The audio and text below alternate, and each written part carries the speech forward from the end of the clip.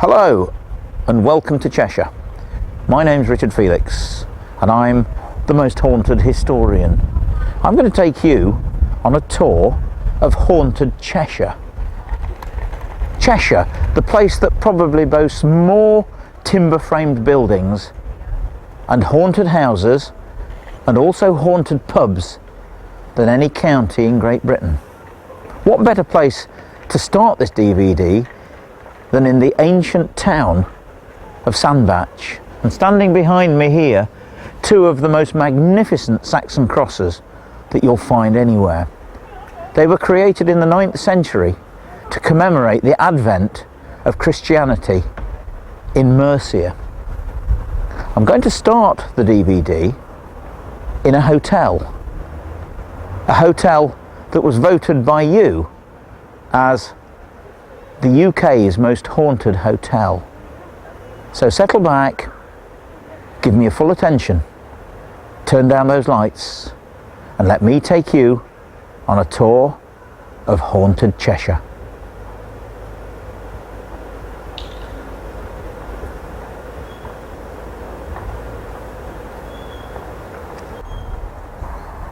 Well, I've arrived and I'm now going into this magnificent timber-framed haunted hotel to visit old haunts.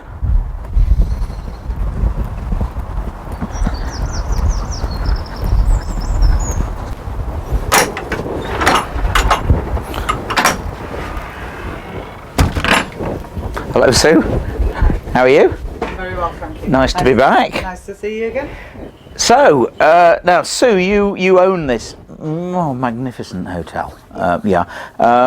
It's voted one of the most, or the most haunted hotel in the country, which is quite nice to say the least. I mean, how many ghosts have you got? Well, at the last count we had 14. All the different ghosts? All different. Not one ghost that moved that here and appeared there, but different? No, the whole building. Apparitions, ghosts, haunting goings on, whatever you want to call it, have been experienced in almost every part of the building here. Crikey. Now, I mean, the site goes back to 1408, yeah, which is ancient, isn't it? Yeah, the original house was built on this site in 1408, burnt down, and it was rebuilt as this manor house for Sir John Radcliffe, Lord of the Manor. Gosh. Lords of Sandbach. Yeah, 1656. Yeah. Now, you've seen Sir John, haven't you? Yeah, the one that they have identified as Sir John. Really? Yeah. And where was it? Through this way? Through here. Shall we go and have a look? Show me exactly where you saw him. Yeah. He was stood here, sort of with the mirror behind him. Right, now of course mirrors do have, I mean, okay, people can say, yeah, come on, there was somebody standing there and you saw the reflection of a person in the mirror. That's what people will say.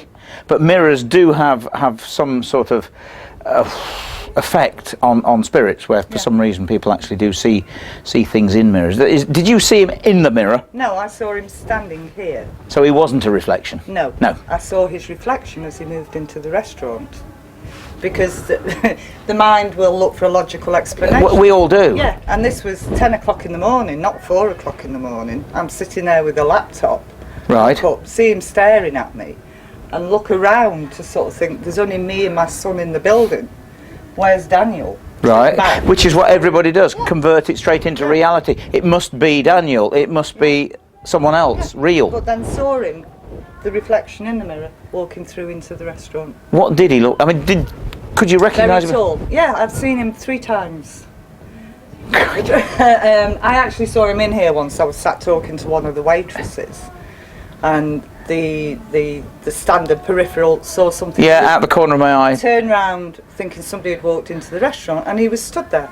So he didn't disappear out of the corner of the eye, you turned and looked at him? No. Because a lot of ghosts, it's caught out the corner of the eye and you don't see any more. No, I actually saw him full on, and he just disappeared in front of me. And I turned to the young girl and said, "Did you see that?"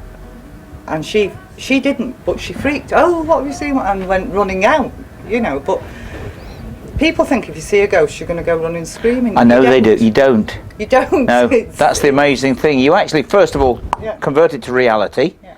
Then, when there is no reality, you realise, oh my God, I've seen a ghost, Yeah. but most people aren't frightened when they do. No. Isn't it strange? No. I've always said it. This place, the atmosphere here is lovely. Oh, it is. Yeah. And the dead can't hurt you.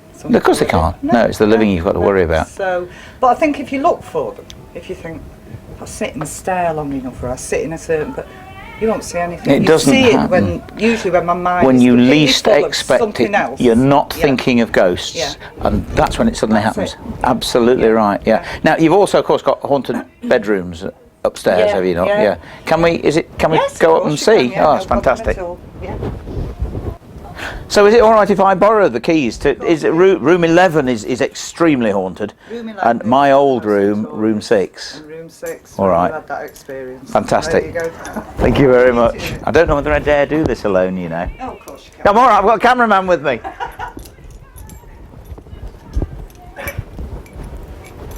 Right, well, upstairs it's a little while since I've been up here, and to be honest with you, I don't like it here.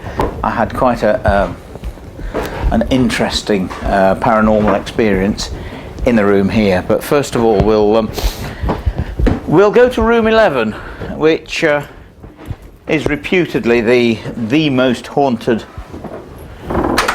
room in this hotel. But I mean, just the corridors alone and the doors everywhere, sort of, it just gives you that spooky feel. It really does. It's got vibes, especially when you're on your own. It really has. And on we go, ever onwards to room 11. Oh boy. Lights are on. I presume someone did that for me. Hopefully. This is the most haunted room. People often smell burning in this room. And remember that this building was burnt down, so there is a possibility, but none of the timbers were here from the 1408 building at all. There is a ghost in here. There's a ghost of an old lady. She sits over here and she knows she's dead, and they say that here by the wardrobe, hope there's nothing in it, this area here is the portal where spirits come through into this building, all 14 of them, and the old lady apparently is the custodian.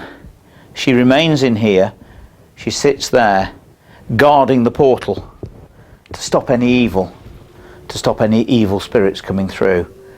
Now I'm not sensitive, I sense nothing. I have seen 2 ghosts, I have heard a ghost, but I personally wouldn't like to be in here on my own. But I've brought my dowsing crystal with me just to see if anything does happen, just to see if she is here. By asking, all you have to do is ask questions, yes or no. Yes is to the right. Is there a spirit here now? Is there a spirit where this chair is now? Is the old lady here? If she is, give me yes. If she isn't, give me no. Is the spirit of the old lady here at this moment with me in this room?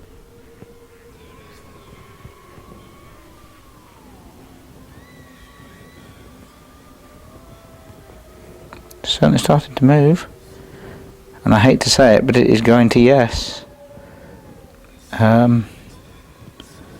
Tells me she's here. And stop. Just one more thing to ask in a minute. Now, the portal is supposed to be here, more or less where the wardrobe is, but ghostly goings on have happened through here in the bathroom, so let's go and try it in there, because this is obviously the bathroom wall. So if we go in here, things happen to people. There were 2 paranormal investigators here doing a vigil. They were staying all night, and one of them was in the bath, and he was held under the bath by unseen hands, we know not who. And if there is a portal here, it's full of energy. And we'll just see if in fact it sets it going. Now what I want to happen, if there's energy here now, if there's energy here at this moment, then the crystal should actually start going that way like that, instead of round in a circle. So we'll just stand for a couple of minutes and see what happens, and see if there is energy coming through from this area now.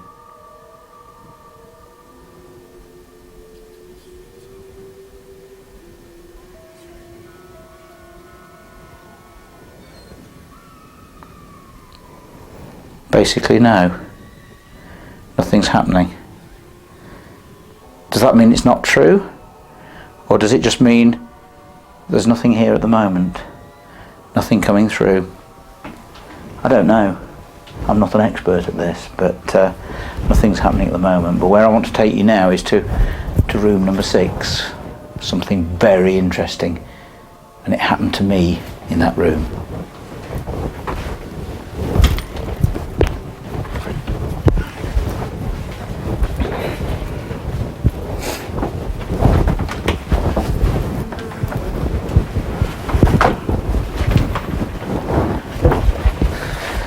Back down the corridor.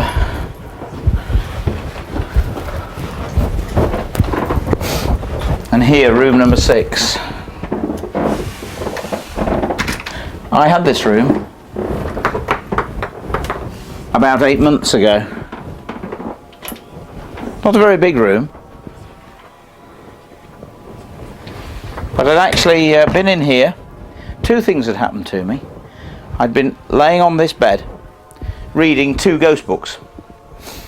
It was about 6 o'clock. There were 3 taps on the door. I thought I was wanted. I thought I was needed. So I opened the door, see who it was. Nobody there.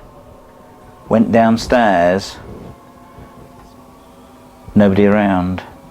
I really don't know who it was, but I didn't think much of it. It didn't seem particularly spooky. I'm sure there was an explanation for it. But something much worse happened to me at 5 o'clock in the morning. We'd finished filming here. I came up to bed, opened the door, walked in, and my 2 books that I'd been reading the night before were up there on the window. There was a very thin book, much thinner than this, a ghost book that I'd been reading. That was perched like that.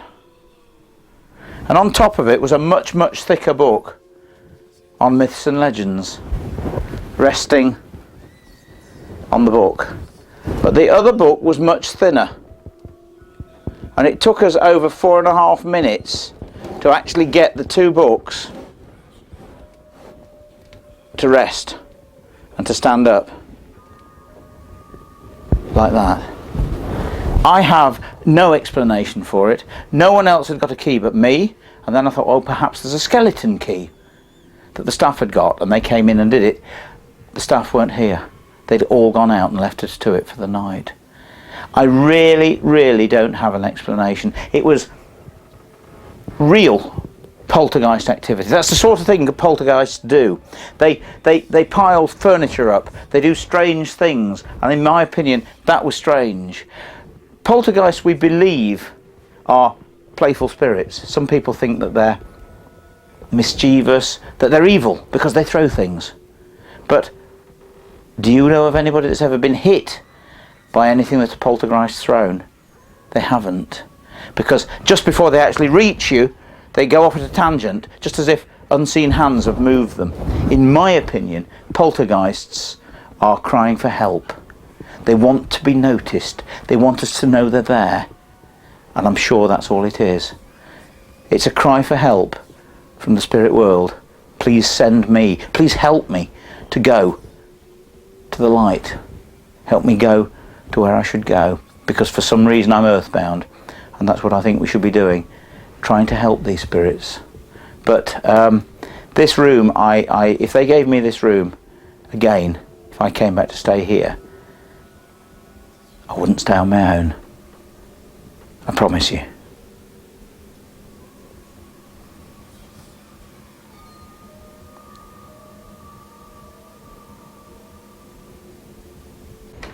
No! What's the Go matter? back in there again. Why? I was What? taking photos In room 11? in room 11 and went to a chair, took a close-up of a chair, turned round. Not the chair where the old lady Yeah, sits? sat, took a chair, Right. and then the cups that were like that started going. Oh, yeah. No, they really did, because I thought, oh, it's traffic. But then other cars... Do you realise how far away from the road this place is? No, I don't. I thought we were No, we're not. There's a big drive out there.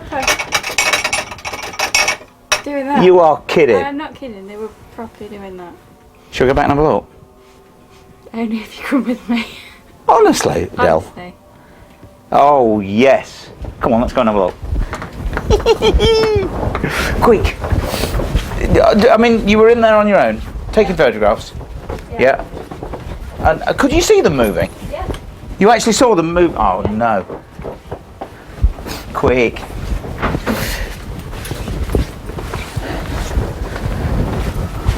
You know, you weren't walking, were you? No. I mean, I'm not being funny. You know, walking round, No. that could perhaps... I wasn't moving because I stood still, completely still, because I was... what? I mean, the road's a long way.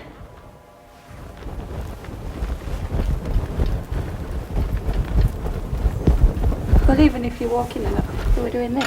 Oh, no. Well, I know you're not making it up. Well, that's amazing. Very seldom do things happen to us. Very seldom do things actually happen to us on the programme. But I think that is a very, very nice way to end our trip to Cheshire. Shall we get out of here? Yes.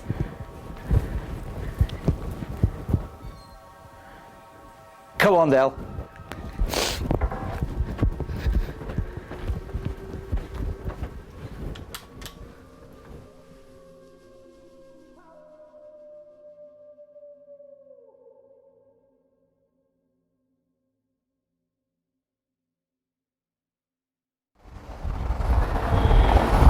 Now, Claire, we're very close to the Eastgate clock, and rather an unusual place to be haunted, but Thornton's chocolate shop. We have Thornton's behind us. My favourite shop in Chester for two reasons. First of all, the fabulous chocolates. Yeah, of course. Secondly, it's home to the ghost of Sarah, one of our poltergeists. Rather sad story. Sarah was engaged to one of these cads who live here in Chester. Yep. He stood her up on her wedding day, left her at the altar. She returned here to her home in her wedding dress and decided that she couldn't take life without him. She hung herself, and her ghost still haunts this building behind us today. Right, now, I mean, where was it? Up on the top floor or second floor? Or... Thought to have been on the second floor level. Lots of paranormal activity happening here. In fact, an American tourist a couple of years ago in Chester was up on that floor and decided that she didn't believe in ghosts and said so out loud. She felt a very sharp push between her shoulder blades and ended up at the bottom of the stairs on her behind. And I think she left Chester believing in ghosts. I can imagine that. Now tell me, you were telling me earlier about the things in the windows. Things actually revolve and move. That's right, strange things happen here on ghost tours. Quite often the window display, hanging things will move around as I start talking about Sarah. Quite often they'll stop and then start turning the other way. It's always good entertainment to the group. They always think that's part of the ghost tour. Yeah, but I mean, there is obviously no draft or anything like that can cause it to happen, I I've been presume. there and checked for drafts and there's nothing at all that I can find. I really think it's paranormal activity. Now, I can't believe we've come all the way from Derbyshire and we walk into a Thornton's shop. I mean, obviously all Thornton's chocolates are made near Alfreton in Derbyshire. That's right, yes, but a that's right, haunted factory. Thornton's shop as well. Yeah. So, I mean, has anything happened to you? At Valentine's, it's the main sort of time. That's what Claire was saying, that, Sarah, the ghost's most active. All of the hearts tend to get thrown about, but rather than just falling onto the floor, you know, they're sort of strewn across the rest of the store rather than just being directly on the floor. So we're not talking of something slipping off that's not been put up properly. No. We're talking of sort of throwing major around. poltergeist activity that goes on. It's mainly at Valentine's that happens, and you know, as soon as we start getting the hearts into the store, then they are sort of disarrayed off the shelves at times. Really? But also, you know, when customers have been in as well, they've said that they've sensed something not very nice here, and we get quite a lot sort of Americans and everything who are very interested in it. Yeah. But you know, sometimes chocolates do just sort of fly off the shelf when we're actually serving customers, and we just joke about it now, saying it's Sarah throwing the chocolates Oh, around. I say, that is fantastic. That's great. Well, I've never been inside a Thornton shop before, not up to the top floor and not into the storeroom. But I mean, is there a reason that we're in this room? Yes, this is where Sarah actually hung herself. Supposedly there were beams across and she actually hung herself in here. And does anything happen? I mean, to yourselves, to the staff? This is our staff room. Right. And, you know, quite often they say it goes very cold when they're up here and they can almost see the breath when they're breathing and they really can sense, but only sort of at certain times, normally around Valentine's. As usual, yeah. Yes. And I mean, do things move or anything like that in here? Things get knocked off the shelves in here and, you know, coats and things like that are strewn across the floor. Crikey. But I mean, she doesn't do any harm to anybody. No, she doesn't hurt anyone at all. No. I mean, you see, a lot of people think poltergeists are evil, throwing things around. But I mean, this is only my theory. Yeah. I think she's actually trying to get people's attention. Yes. She wants you to know that she's still here. Yeah. And I think it's probably because she committed suicide. That's right. And she actually is trapped here because she daren't go, because she committed a sin. She's taken her own life. Hence the fact she's still haunting this place, and probably always will. Yes. Unless we get someone in to that's right. send her on her way. Yeah. It's a possibility, but then again, the only problem with that is you lose your ghost. Yes, I know. And It'd be a shame. We're quite attached to her now. Exactly. So she's probably quite happy here, actually. Yeah. But what a lovely story. And Sue, thanks so much for actually letting us come inside. You're welcome. It's great. Thank you. Thank you.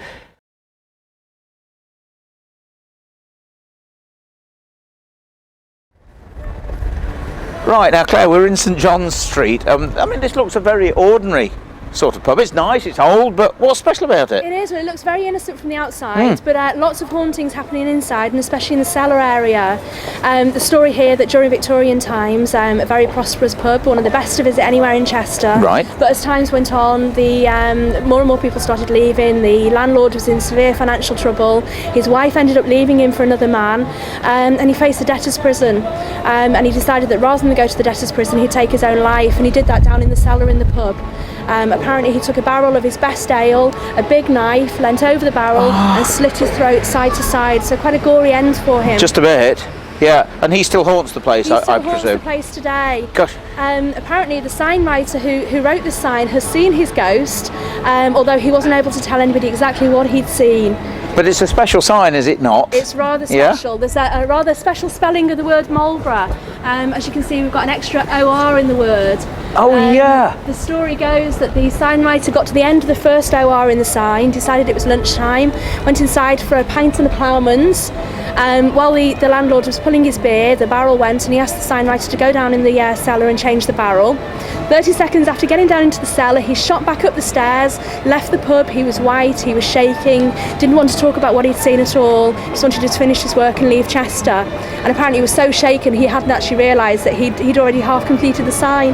And he did it again? He did 2 ORs? That's right. So that really makes this pub very different, well, to any other pub in Chester. Very different indeed, and it's really at the heart of people who live in Chester. A couple of years ago they tried to change the sign and put the spelling right, and the people in Chester were uproar about it, and it went back to the original wrong spelling. Amazing. Well, shall we nip in and perhaps have a drink and go down and look in the cellar? Okay. Right, well, we're in the cellar of the Marlborough, and with me, David Drew, you're the landlord. Now, you've only been here about...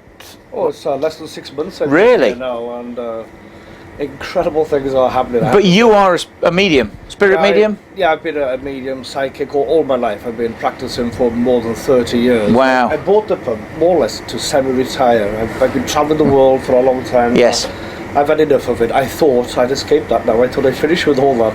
And I come in here to find all sorts of goings on. Really? Fascinating, yeah. I mean, not just me. I'm expected to hear and see and feel. Yes, things, of course. But members of staff, members of my family, my daughters in bed at night hearing beer barrels rolling around.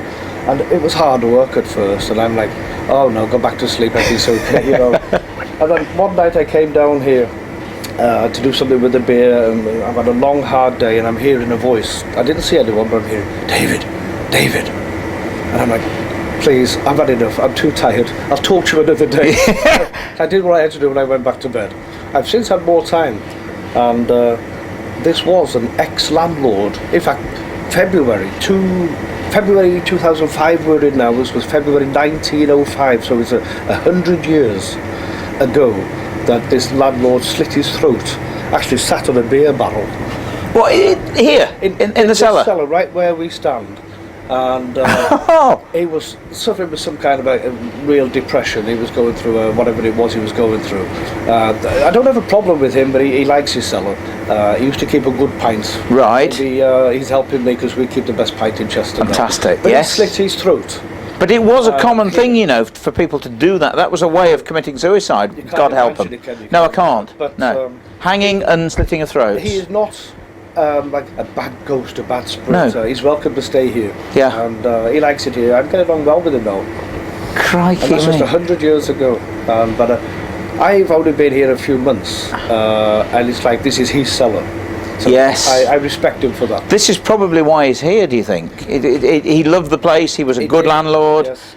This was his life, yes, it was. and his death, and he's still here. He is, and he likes to be around, and I don't have a problem with him. But I say, at first it did spook my wife and my children, but I think they've got used to the idea now. Yeah. But very often of a morning they'll say to me, I heard him again last night rolling those barrels around. Yeah, but you see, as you know only too well, people just tend to live with their ghosts. They talk to them, they accept them. Yes. You know, they once lived here, and it was once their If building. anything, he will be helpful to us. Yeah. It's not a hindrance in any way, shape or form. I haven't actually seen him yet. I have seen sort of I see people in spirit very often. I haven't seen him, but clairaudiently I've heard him talking to me. Yeah. And he comes across as a helpful guy. That is amazing. Fantastic. David, nice to meet you. Thank you very much Spend indeed. more time down Thank here. you. Yes, love to.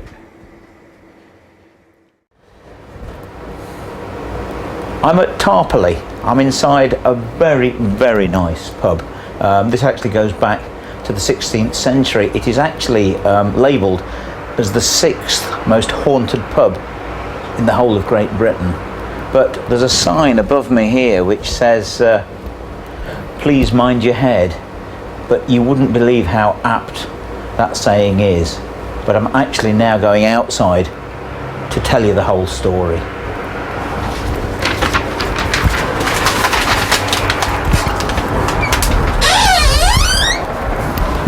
And you just would not believe how apt that sign was inside the pub, because I am actually standing outside the pub called the Headless Woman.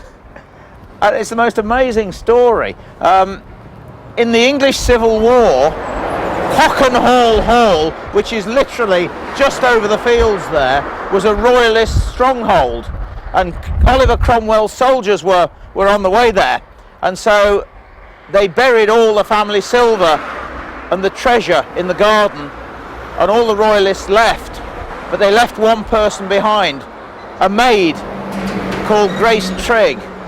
They believed that she wouldn't be harmed by being just an ordinary woman by Cromwell's soldiers. Well, they ransacked the place, they couldn't find anything of value, and so they locked Grace in an upstairs attic room and tortured her. She would not give any information away. She would not tell where the silver was buried. And eventually they dragged her outside and beheaded her. And ever since that dreadful event, her ghost has been seen walking from Hockenhall Hall, which is just over there, along the bridle path, coming across the fields here. And if you can actually see just here is a stile, and she crosses the road and walks here into the pub.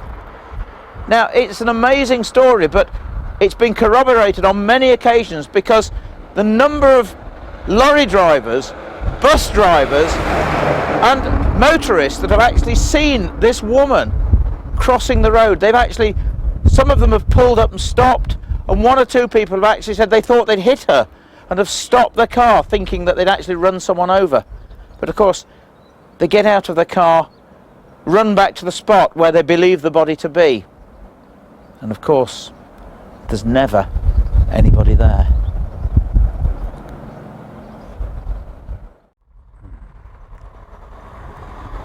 And here's an interesting story. I'm in the centre of Crewe, and I'm standing in front of the Edwardian Lyceum Theatre.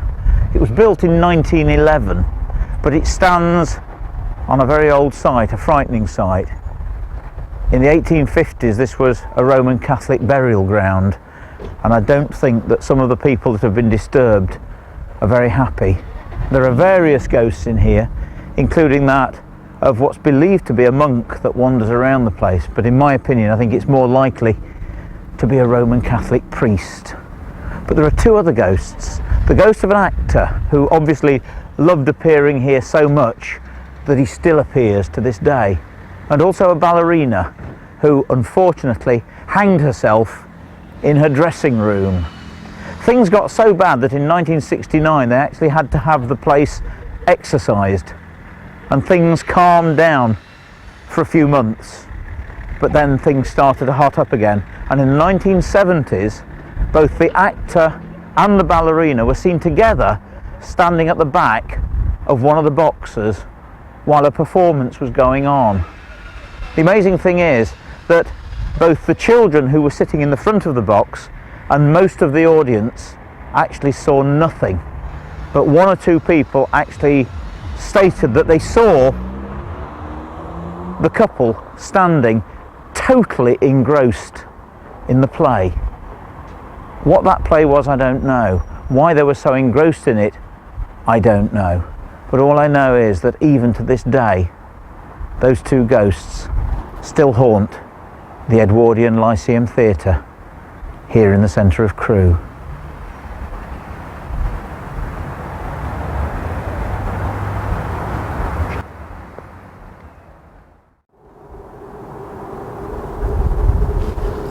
This is the Church of St Mary's in Sandbach, and there is a ghost story concerning a figure that is frequently seen wandering through this, what I find extremely scary archway, and wandering down this path and disappearing at the bottom of the road into the high street. Here I've noticed probably the biggest collection of remnants of Saxon crosses that I've ever seen anywhere. And I find it strange that there is actually a ghost in a graveyard, because to be honest with you, I would have thought it was the last place for a ghost to haunt. But they do say that the first person buried in a graveyard is actually put there as custodian, forever to haunt the graveyard, to protect the rest of the inmates against evil spirits. But a strange thing about graveyards, no one likes to be in them alone at night. I'm not particularly happy being here now, and it isn't even dark. But people often ask me why do we never see the ghosts of modern people, that we only see old-fashioned people? And I have to say that I believe to a certain extent that it is the fault of the church, because for so many hundreds of years the church ruled by fear, and anybody who had done wrong, either murdered, taken their own life, or committed any crimes, in olden days of course believed that after purgatory that they would be condemned to eternal damnation and hellfire. You often hear, of course, the words, a God-fearing man. What does that mean? So in other words, these poor unfortunates, when they died, remained earthbound. They daren't go to the light. They daren't go to where they thought they should go, to the pearly gates, because they feared that they would be turned away to hell. Hence the fact that those poor unfortunate souls are still earthbound to this very day.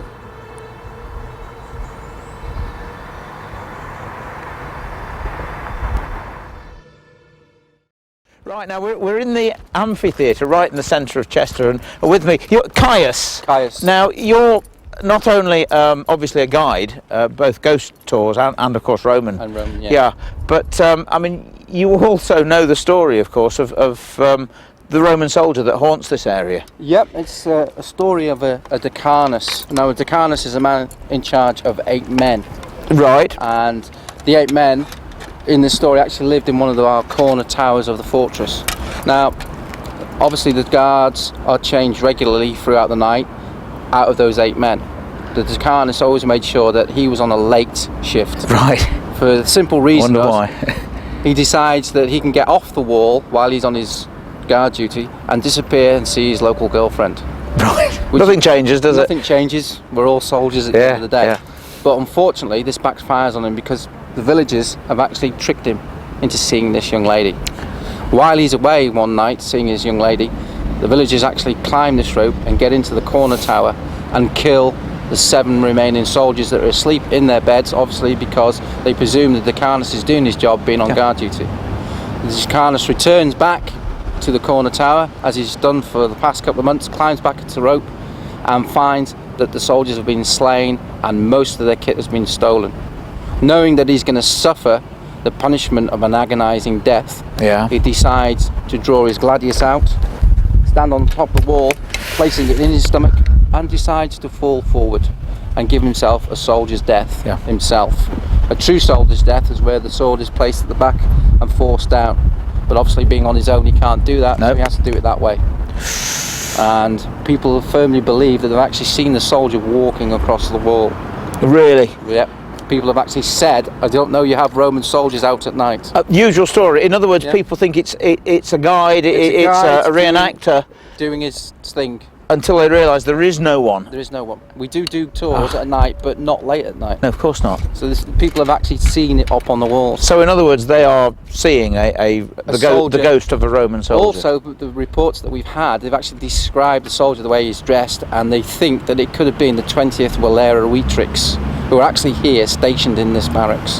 Now that really does add credibility to the whole ghost business. These are just people that have come in, tourists. They've not been primed. No, they just walk along and they've just made comment about, oh, we thought we'd seen a Roman soldier.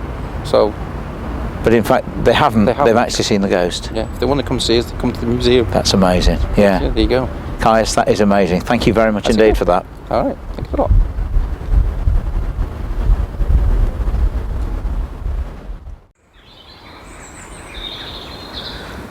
I'm in the village of Church Minshall, and over there is the pub, the Badger. To the left of me here, the churchyard, and down here, a very, very old brook. Very interesting ghost story, to say the least, because the place seems to be haunted by inhabitants or ex-inhabitants of the pub and also of the village.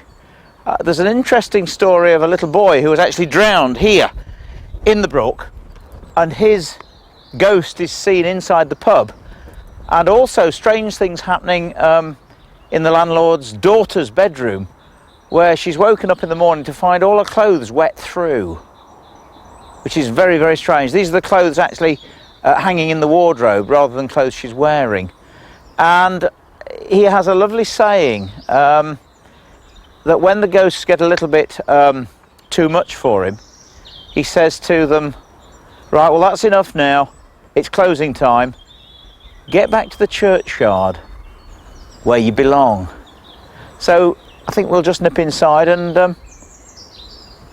have a word with him. So we're actually sitting inside the Badger's Inn, and Richard, you're the landlord, but you've not been here very long.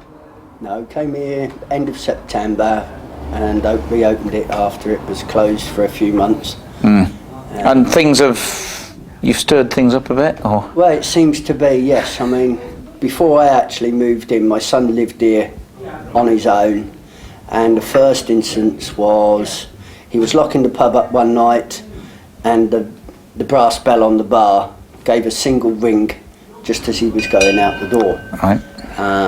And first thoughts to calm him down, because he was living here, was to say, it was your mum, she's just letting you know that she's around, keeping an eye on you. Right. But since then we've had various incidents.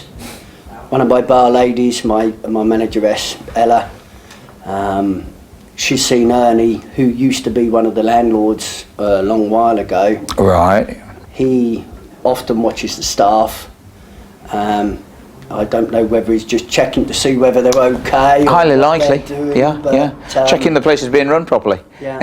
Because he lived in this part, didn't he? Is that right? That's correct. I mean, what is now the restaurant used to be their living quarters, and he used to sit in his lounge smoking his pipe with his 2 dogs. Right. Now you quite often smell the pipe smoke in the restaurant, and I just say to him, look, you're not allowed to smoke in the restaurant.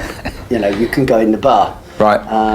But I say to the staff, if they encounter anything, just say to them, look, drinking up time's done, go back to the churchyard, that's where you belong, not in the pub. Boy. So do you think, really, that most of your ghosts, because you've obviously got more than one, are probably buried in the churchyard? I would have thought so, yeah, because the church has been here, must be as long as the pub's been, yes, of course, been around. Yeah. I mean, because this was formerly the Coaching Inn, it wasn't the actual village pub. I see. That was across the road, formerly called the Brook Arms, until the squire of the land around here decided he wanted it as his residential home, and the Coaching Inn then become the pub. Right. So we've had incidents of Victorian ladies, especially at Christmas time, and that's not just seen by myself, but the residents, the landlady and landlord before me had a little girl, Christmas before last, while she was opening her presents. There was nobody else in the pub, just the family, and she had a total white glow around her, as if there was somebody else with her. Yeah. But we've also had incidents of people sat in the bar, and there's been an old man sat on the end of the stool. Crikey.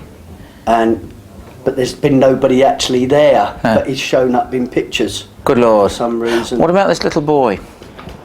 Well, story has it, there was a family visiting the place or stopping here, and down at the back of the property is the river that runs through, and apparently he was down there playing and he actually drowned. So I believe he is actually buried in the churchyard, but he can be heard around the premises. Really? But we've also got a little girl. Now nobody seems to know much about this little girl, but she resides in my daughter's bedroom. It's got a built-in wardrobe, and quite often you can hear her sat in there giggling. Apparently the story goes that she used to play hide and seek, and that was one of her favourite hiding places. Yeah, yeah. So apparently you can quite often hear her sat in there giggling. Good grief. Although my daughter's not said nothing to me yet, but she did wake up one morning and all her clothes were soaking wet, so we don't know why. Good grief. So all in all, you've obviously mainly got happy spirits here. Well, since we've been here, yes. Yeah, we've not encountered anything nasty or anything like that, but the people that were here before us apparently didn't get on very well with them, and some very weird things happened to them. Yeah. So, but again, it's only village hearsay, so I can't really comment on that. But basically, they're happy with what you're doing. Yeah. And because of that, are not going to bother anybody. Not at the moment. They're giving you a pat on the back, basically, for running a decent pub, by the sounds of things. Yeah, well, that's what I like to think, and as I said, I keep saying to my staff, if you see them, just have a joke with them. They can't hurt you, but we can do them an immense damage, so just let them get on with what they're doing. And send them back to the churchyard. Send them back to the church. I love that. Richard, that is fantastic. Thanks very much indeed. You're more than welcome. Cheers. Thank you. And this is the ruins of St John's. That's right, we're here within the ruins of St John's. This is your favourite bit, isn't it? My favourite part of the whole of the Cheshire Ghosts tour, and the reason is just above you here. Just in the walls is a I don't believe that. It's amazing. It's one solid piece of oak which has been carved out with the shape ready to receive a body, missing its lid, but it is engraved with the words "dust to dust." But in Old English. In Old English. With F's instead of S's. That's right. What's he doing there? We're not sure exactly how it got there. There's 7 or 8 sort of explanations which are going around. My favourite, and the one which I tell and seems to evoke the most paranormal activity, is that it belongs to a young lady who lived here in Chester. Right. She courted a Cestrian, a gentleman from Chester, and he treated her very well during that courtship. Once they got married, things changed. He became very jealous, very possessive. Oh dear. He eventually locked her in the house, and as things got worse, he confined her to a room. She just lost the will to live, stopped eating, and eventually died. And that's my explanation as to why the shape of the body is so thin. Oh, of course. No, it's said that after death he still didn't trust her. He didn't want to bury her down in the ground where he couldn't see her. So he had a place right at the highest point he could, so he could sit here and forever watch her coffin, keep his eye on her even after death. Oh, I say. Now, she's also said to haunt this area, just here and also in front of these ruins. The ghost of a white lady is quite often seen, always looking downwards, her head covered, looking very sad. And it's said that she's looking for a final resting place and that she's always looking down and never thinks to look up and find peace. Good grief. Well, it's rather strange because while we were actually looking around here, people will laugh, I know, but I was walking down these steps. We were doing a rehearsal, and I would swear that there was something grey up there. Lots of strange things have been seen here as part of the ghost tour. As I start talking about this coffin, you'll notice a really sudden drop in temperature. Lights seem to flash on and off, and previously people have caught orbs flying above my head on digital cameras as I've spoken about it, so quite a scary area. So it's not impossible that I could just have seen something That's there. it, many people have, so you probably did. Fantastic.